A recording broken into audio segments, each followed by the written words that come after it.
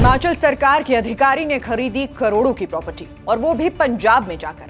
25 करोड़ से अधिक बताया जा रहा है जमीन का वास्तविक बाजार मूल्य। तेज हुई छानबीन। प्रदेश के कई सारे अफसरों ने चेन्नई, नोएडा जैसे शहरों में खड़ा कर रखा है करोड़ों का एम्पायर, जिनकी एक छोटी सी लिस्ट ये रही। प्रदेश के मुख्य सचिव हैं संजय गुप्ता। इनकी संपत्तियां हिमाचल के परवाणू से लेकर हरियाणा और पंजाब तक फैली हुई हैं। पंचकुला के सेक्टर 5 एमडीसी में इनका फ्लैट है।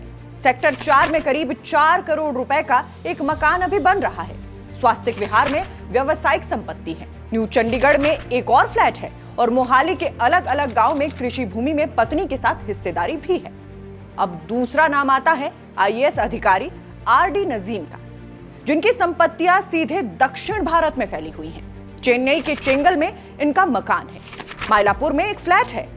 इनके पास कुल मिलाकर करीब 4.5 करोड़ की प्रॉपर्टी और सिर्फ किराए से ही हर साल करीब 13.8 लाख रुपए की कमाई होती है।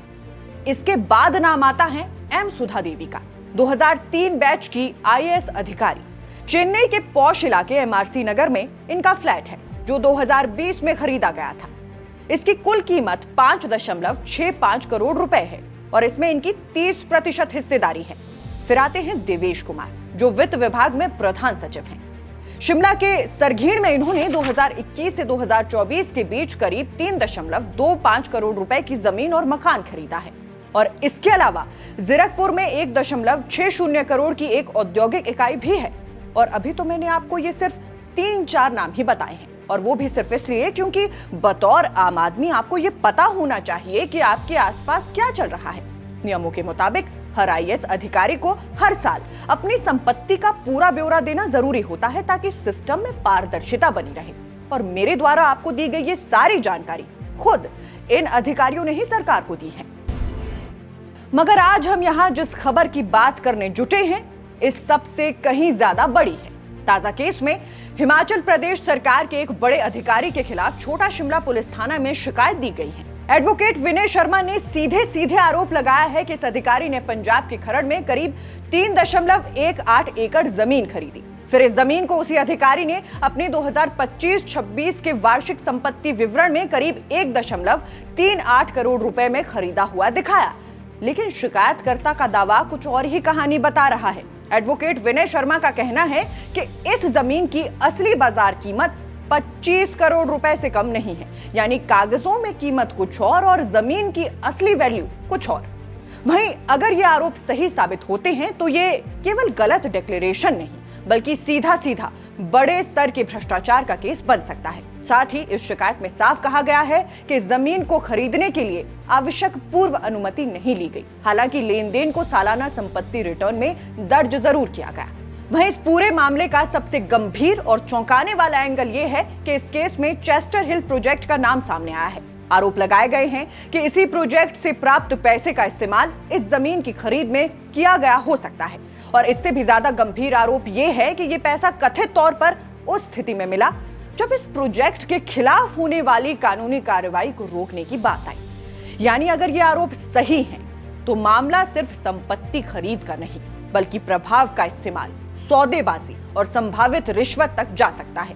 गौर रहे कि एडवोकेट विनय शर्मा ने चेस्टर हिल 2 और चेस्टर हिल 4 प्रोजेक्ट से जुड़े कथित बेनामी जमीन सौदों और भ्रष्टाचार के पूरे नेटवर्क की जांच की मांग उठाई है। आरोप है कि कुछ सरकारी अधिकारी और अन्य लोग आपस में मिली भगत करके फर्जीवाड़ा कर रहे थे। जमीन के सौदे सीधे नाम पर नहीं, बल्कि बेनामी तरीके से किए गए। असल मालिकों को छुपाया गया और कागजों में कुछ और दिखाया गया। ये मामला जिला सोलन से जुड़ा हुआ जरूर बताया जा रहा है, लेकिन शिकायत में कहा गया है कि इसकी साजिश का हिस्सा शिमला में भी हुआ और इसी वजह से छोटा शिमला थाना को इस पूरे मामले में कार्रवाई का अधिकार बताया गया है। अब सबसे बड़ा सवाल, ये पूरा मामला आखिर सामने आया कैसे? शिकायत के मुताबिक इसकी शुरुआत एक अलग शिकायत से हुई। राजीव शांडिल नाम के व्यक्ति ने चेस्टर हिल प्रोजेक्ट के संचालकों और एक अन्य व्यक्ति के खिलाफ शिकायत दर्ज करवाई।